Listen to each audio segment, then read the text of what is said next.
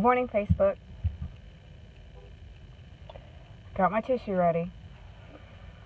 Hi, my name is Lucinda Pennington. Let's see if I can get this put it on here. I'll wait a few minutes, see if anybody joins me. I grew up in foster care. Just to recap, I have 3 other videos I've done. Part 1, Part 2, Part 3. Part 1, I was sharing about how my mother abandoned me at 3 days old, up and walked out of the hospital. My foster care, my first aunt that had me till I was 5 years old. My second aunt that was CPS had paid my mom $1,000 to sign over to the state her safety plan, and that I was to remain in CPS custody. I was moved around a lot of it due to my brother, who was also moved with me, kept getting in trouble in school. So we got moved a lot, we got separated a lot. We got put in what's called respite care in between different foster homes. That's why I had 13 different foster homes. I didn't necessarily stay long periods of time. The foster homes I was there, several of them I was only there for a couple weeks. But even in those few short time frames, I was still being abused in every single one of those homes.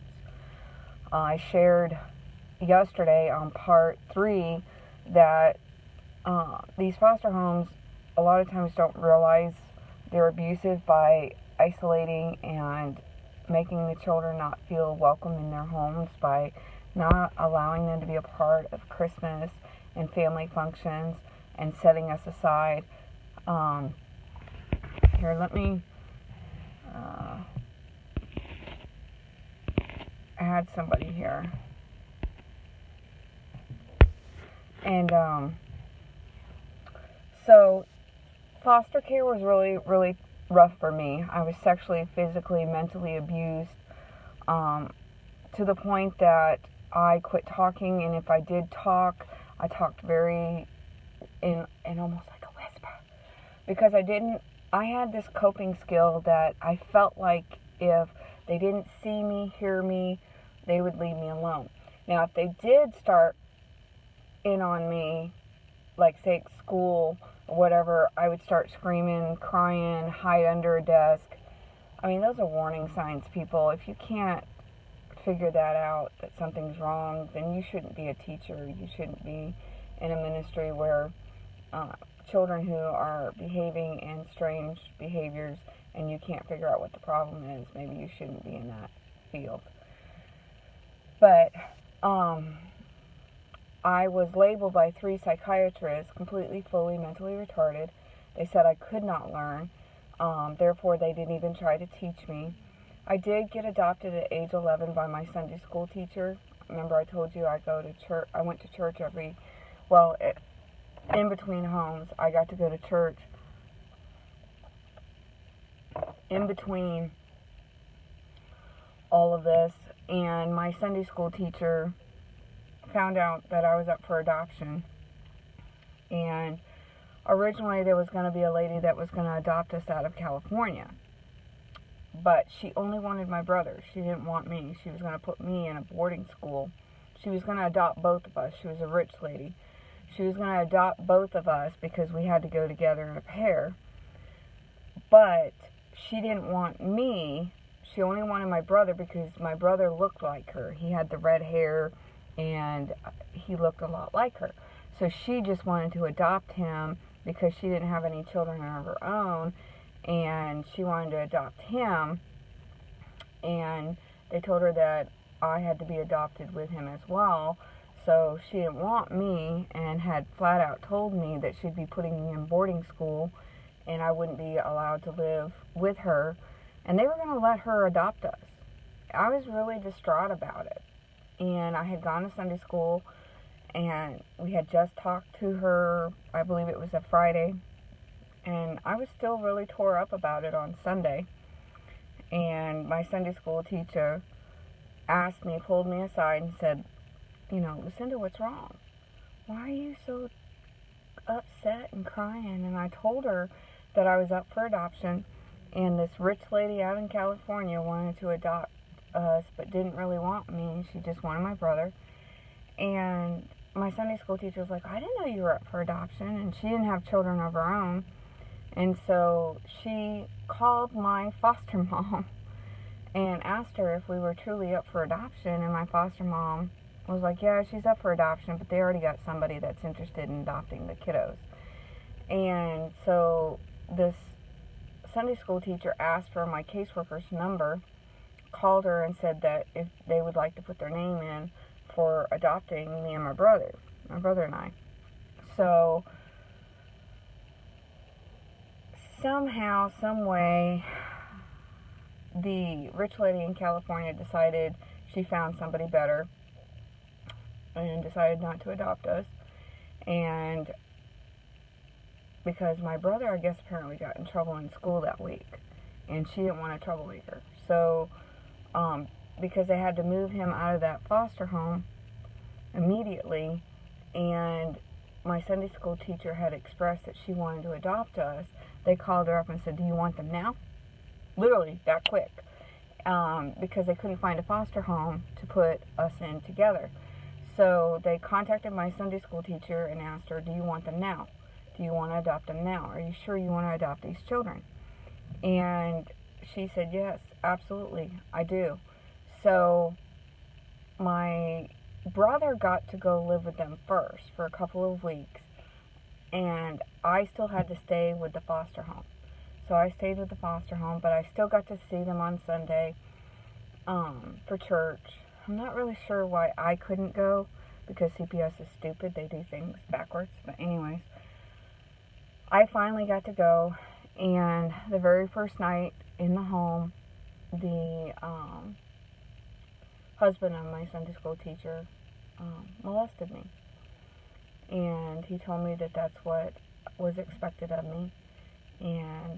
But I didn't care. I had a home. And in this home, for 3 days solid, I acted like a baby. Literally. I wanted a diaper, a bottle. I cried like a baby. I had her feed me like a baby. And I was laying on the couch with her. She thought I was asleep, but I was just laying there with my eyes closed. And she prayed over me. And she said, God, I pray for this little girl. She's been hurt really, really bad. And I want her to know that I love her no matter what.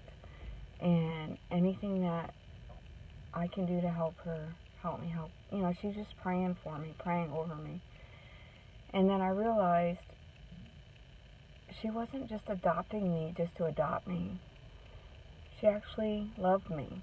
And listening to her pray, I realized I didn't have to act like a baby. And the main reason I was acting like a baby is I felt guilty that this woman never had a baby. And I know that sounds kind of weird, but I felt like she wasn't going to love me because she didn't have the experience of having a baby. But after I heard her prayer, I realized I don't have to be a baby. She already loved me. So I sat up and I said, I'm done. I'm a big girl now.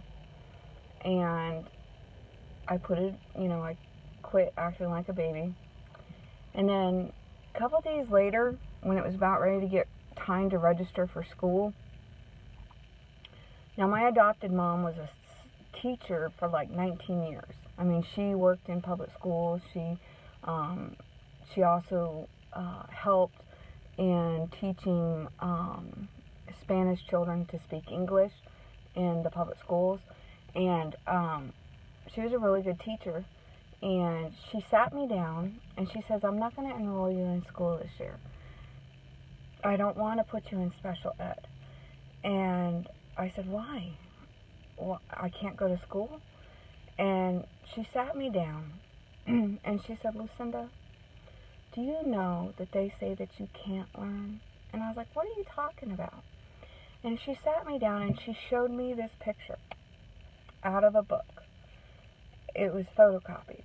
And it was the picture that they had in the adoption book that people flip through on children that are up for adoption. And under my picture, it said, Lucinda, and it said my last name. At the time it was Tibbetts. Lucinda Tibbetts um, traumatized beyond repair, mentally retarded, cannot learn, needs a loving family. And I'm thinking, what does mentally retarded mean? And then my mom explained to me what it meant. And I'm like, I'm not mentally retarded. And she goes, no, you're not. You just need somebody to teach you. And I would like to teach you so that you can be caught up in grades, so that when you do go back to school, you'll be where the other children are in school. So we made a deal. We made a pact that she would teach me that year instead of going to school. She would teach me that year. And I had school from the time I got up in the morning to the time I went to bed. Literally, anywhere we went. And we went to the doctor's office, the school books went with us. We went anywhere, to church. In between church services, I was working on schoolwork. Why? I had 5 grades I had to get caught up. And she was teaching me how to read, how to write. I was 11 years old before I learned how to read and write my name. My name. Okay, I was 11 years old and I didn't even know how to write my name. I did have learning disabilities, but she helped me learn and go through my learning disabilities. And because of the motivation that she gave me, I now personally have 2 master's degrees. I am 12 credits away from my doctorates because I had a mom who adopted me who told me that I did not have to listen to CPS and those psychiatrists who labeled me completely, fully mentally retarded. I'm not. I have learning disabilities. I struggle. But you know what? It took me 12 years of college, and I have 2 master's degrees. I have 12 credits to complete a doctorate. So I teach people, it doesn't matter what you're labeled. You are your own person, and you determine what you can and cannot do. Don't let somebody else define you. Don't let anybody look at you and say, oh, you're stupid. No, absolutely not. Now, yes, my mom didn't know that my father was molesting me, and I probably should have said something, but I truly love my mother. And so that was something good that came out of my adoption, and being able to go to Hephzibah house and learning how to get strong in my faith. That was also good. When I was really heavily involved, when I got out of Hephzibah house and I had to do my last senior year, and I was in the bus ministry. At this time, some things had conspired to where I was no longer living with Hephzibah house, and I was no longer living with my parents. I actually had a family kind of rescue me from that situation. The Andrews, they rescued me from that. And I got heavily involved in the bus ministry at my church. And every single Saturday, I would go and help the seniors clean their houses. I would eat lunch with this one lady, Miss Betty. And every single Sunday, I'd ride with her on the bus. I'd sit with her in church. And this was within a full summer period, right? About 6 weeks. And every single Sunday, this Miss Betty would stand up, cry, and ask the church to pray that she could find her niece that was taken away from her when she was real little. And that she was really worried about her, and she doesn't know where she's at, and ask the church to pray with her about her aunt, about her niece that was taken from her when she was real little. And her health wasn't very well, and so every single Sunday, every Saturday, I would go, I'd help her clean her house, I'd look at all these little baby pictures of this niece that she was praying for, and I went off to college. I went to Howes Anderson College for a semester, and around Christmas time, I get this call from my best friend saying that there was an ad in the paper looking for me. Apparently, my birth father every single year put on the very front page information about me looking for me. So he would put the last known address, the last known name that I had, my birthday, just different things to try and help find me. And my best friend called me after college. She goes, I think this is you, Lucinda. And I said, I know it's me. The only thing is I was always told that he didn't want anything to do with me. Again, CPS lied. And so I got the phone number and I called it up. And I said I would come visit him at Christmas time. And he said that they were having a family gathering and to come. And so I took my best friend with me. And we went to go visit my birth father. And I showed up. And you got to understand, back then, I was way different. I still was very, very soft, meek-spoken, lost little girl, okay? I had my hair almost down to my knees in 2 braids. I looked like Laura Ingalls Wilder, basically. I wore skirts down to my ankles. I wore shirts, I wore long sleeves and stuff like that. And so I showed up at this Christmas party, and of course they're all drinking, and people were offering me alcohol and stuff like that. And I was like, no, thank you, I appreciate it. I'm just here to visit with my dad. And one by one, people started leaving. And I realized they were leaving because I made them feel uncomfortable. So I told my dad that, hey, I'm just going to go ahead and leave. I don't want to run off any more of your parties, And he's like, if they can't accept you, then they can all just leave. And so I really felt bad. And meanwhile, right before I was getting ready to leave, my dad was like, you've got to go visit your aunt. She's not in a very good health. She's the one that had you when you was abandoned by your mom. She's the one who picked you up from the hospital. And you've just got to go see her. Her health is not well. We're afraid she might die here soon. She's been praying really hard to find you. You need to go see her. And I told my dad, I said, well, go ahead and give me the address. My friend and I, if you call her, if she's up and available, I'll go see her now. And so he called her, and she was like real excited, wanted me to come see her. So my friend and I, we go, and we pull up to this apartment building, and I look at my friend, and I said, this can't be right.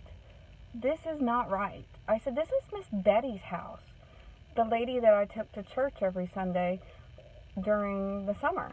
I said, this is Miss Betty's house. This can't be right. And my friend was like, well, maybe Miss Betty moved and this is your aunt. So I said, well, okay. So I go and I knock on the door. And sure enough, Miss Betty comes to the door. And she's crying. And I said, hi, Miss Betty, how are you doing?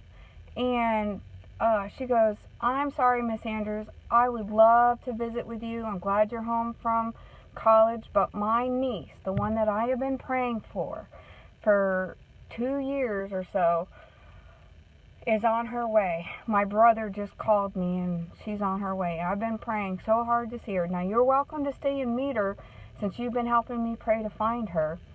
Do you know, it dawned on me. I was like, your brother? Would your brother happen to be Johnny Judd? And she's like, yes. How do you know that? And I said, because he's my dad. And she and I both, at the same time, were like, oh my goodness. This whole time that she had been praying to find me, God had already brought me in her life through the bus ministry. I had been coming to her house every Saturday, riding with her on the bus to church every Sunday for the summer, sitting next to her when she stood up in church asking to find me. And I'd been sitting next to her the whole time. And we were like, oh my goodness, God had already answered her prayer and we just didn't know it. Those baby pictures that I was looking at, I was looking at myself and had no idea that that was me, because I'd never seen baby pictures of myself. Ever. I'd never seen a baby picture, never had one, never knew what I looked like as a baby, so I had no clue. Now, there were times that I had like deja vu kind of feeling, like, wow, that looks really familiar, or, you know, that little boy there looks a lot, and I don't know how many times I said that. The little boy in the picture looked a lot like what I pictured my brother to look like, because he was redheaded, and I couldn't believe it. I was like, oh my goodness, God had already answered our prayer, God had already directed our path, and I didn't even know it. And of course we got caught up, and she was really struggling because her daughter had had a baby, the one that had abused me. And at this point, I never told my aunt, because I didn't want to ruin her happy memories, because my aunt didn't know I'd been abused in her home. But then she was telling me about her daughter, and how her daughter was in trouble with CPS because apparently her baby had died, and they were trying to say that the baby had died from starvation or something, and that she was abusive to the child.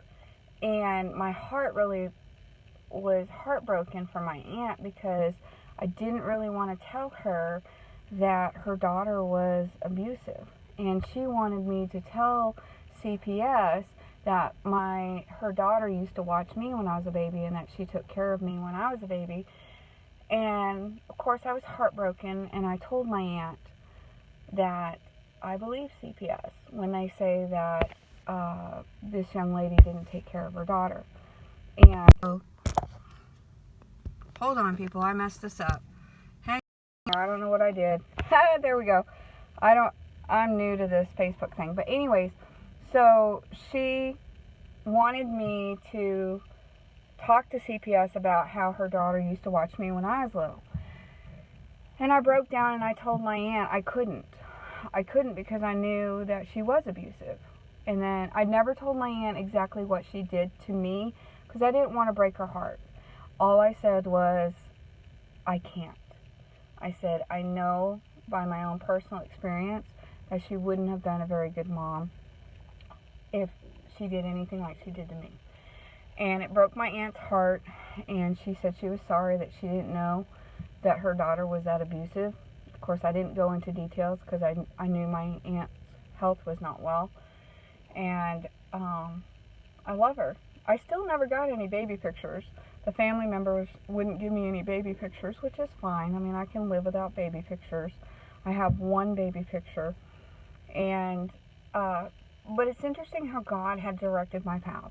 I was able to see my aunt before she died, and she got to see God answer a prayer that I was doing well, and I was in college. She really loved that, and I don't know what I'm doing with this thing, why it's, okay. So, meanwhile, I'm still going back and forth to college. I ended up going to Greenville, South Carolina, because I got really sick at the Hiles-Anderson College. God directed my path throughout my life. Yes, I suffered, but I believe God. Remember that verse I told you guys in my first video? It was either my first or second video when that Sunday school teacher told me that verse in the Bible, when your mother and your father forsake you, I will take thee up. I truly believed that. I believe God had a hand on my life, even though God never promised us that we're not going to struggle. God never promised us that there's not going to be times that we're going to have heartache and pain in our life. That's what builds us. That's what molds us. That's what makes us who we are. It either breaks us or makes us. And I was determined that there was not going to be anything to keep me from serving and believing that God was in control of my life. And so when I went to college, I had determined those 3 years that I had spent at Hephzibah house studying the Bible, I knew I did not want to find somebody who would be abusive to me as a husband, because a lot of times children who grow up with abuse will end up marrying somebody who's abusive. Why? Because they're comfortable with that and the way people treat them.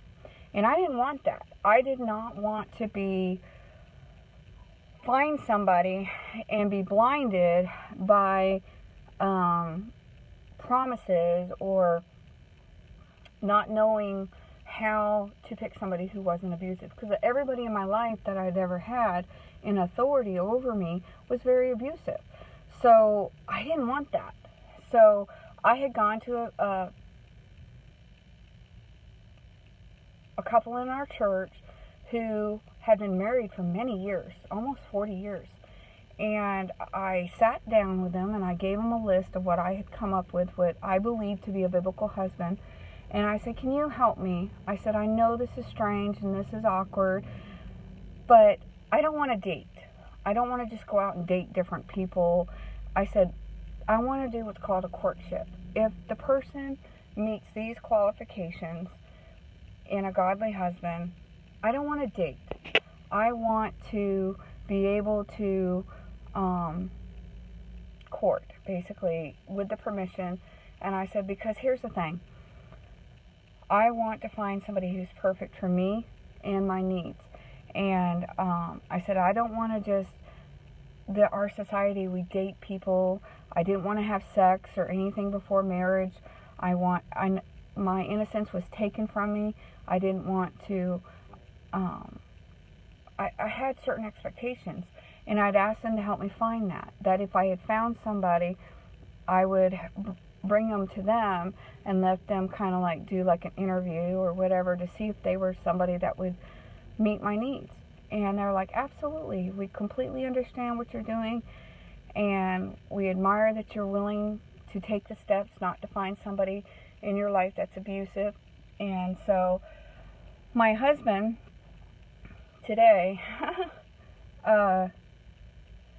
he was willing to go through all those steps. And I'm very grateful for my husband. We never had sex or anything before marriage. He was very respectful to that. We always had a chaperone on all our dates.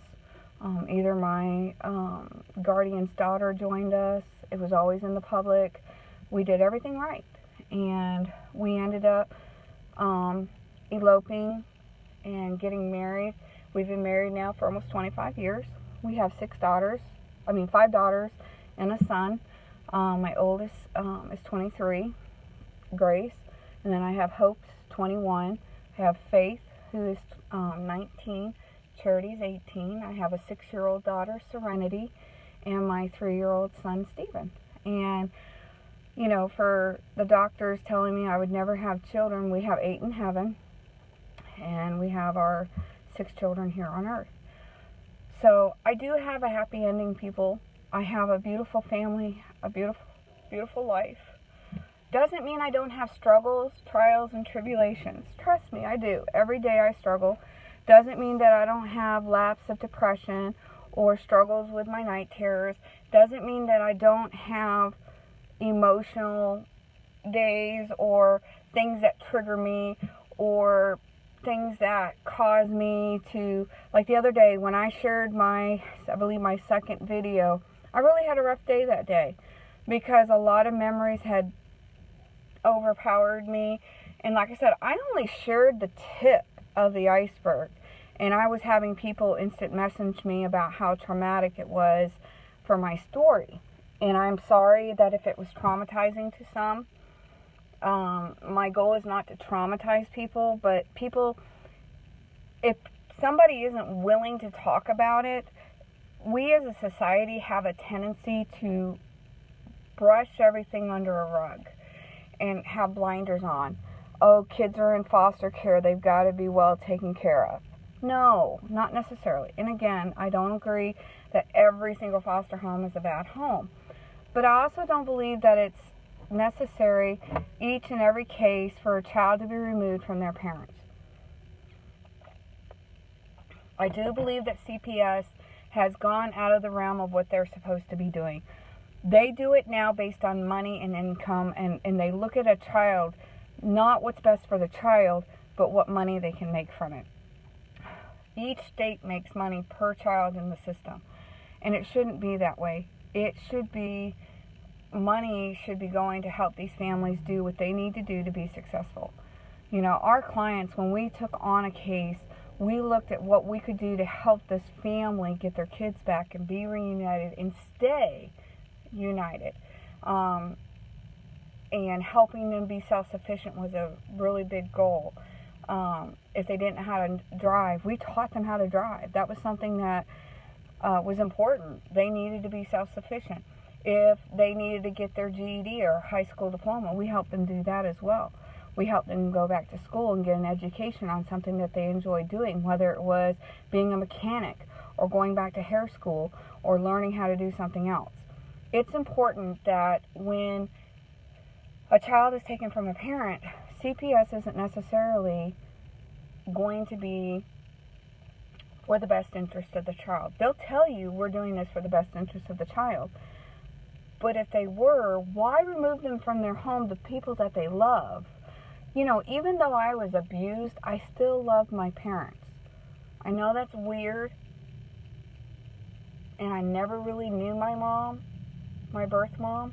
I've seen her, not very many times, but throughout my foster care, I got to see my mom, I don't know, maybe once or twice, 3 times a year, maybe.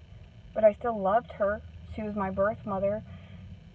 It didn't change the fact that I saw her as my mom. That never changes, okay? Just because somebody abused me doesn't mean that I didn't care about them. And it didn't mean that I didn't have feelings for them. And so, taking children away from their parents, CPS doesn't care the trauma that they cause. The immediate instinct is, well, I'm going to take them away, without realizing these medical babies that they take away. They need their parent. Why would you do that? If, that's kidnapping. To many cases that I had, I'm sitting there going, why are you doing this? This is causing more trauma than if you let them stay with their parent and teach the parents what they need to do to be better. So, I grew up, got my degree, had my family, and I started a parenting company. I was a counselor for 5 years. I did a nonprofit counseling ministry for 5 years, and then went into parent aid services, went and got my own contract, lost my contract for stupid reasons, and now I'm back to square one. God is in control. I don't know what God has planned for me, but all of this, all of what I have been through my whole life, I know that God has a plan for me. I don't know what it is, but I'm always, God, what do you want me to do? What is it that you want me to do? Do you want me to be a voice now for foster kids and for CPS? We need to rise up against CPS, make them accountable. Unfortunately, I do believe that there are some children that need rescuing, but I think maybe 10% of what CPS takes from parents are truly children that need to be helped. The other 90% do not. They just take them because they can. Families need to start being families and rise up together. The problem is we're fighting amongst our families, and CPS takes advantage of that. We need to stop it, people. We need to get together. We need to rise up, say enough is enough, and start making a difference. I appreciate y'all watching, and pray for me. Pray that whatever God has in my life, that I will be obedient and do what He wants me to do and His calling for me. I don't know what He has for me right now. All I'm doing is waiting for God to open the doors for me. I'm still going to be helping families if they contact me and doing my best to help.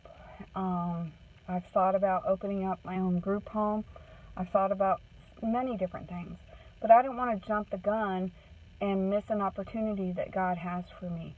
I really pray. I wish I could have 10 minutes, just 10 minutes with the president, just to ask him some questions and to make him aware of what's really going on in our states. But it may not be me that gets to do that. Whoever. I'm just praying that somebody will get the attention of the president and start making some changes in our CPS. So, love you guys. Keep praying for our children. Keep praying for our families. We need to rise up and make a difference. God bless you. If you have any questions or anything like that, I'm thinking about doing a live question and answering for people that have questions, especially in your cases, let me know. Instant message me. I'd love to help. I've been in this long enough to know how they think, how they do, and I would love to help. God bless you guys, and you have a great day. Bye.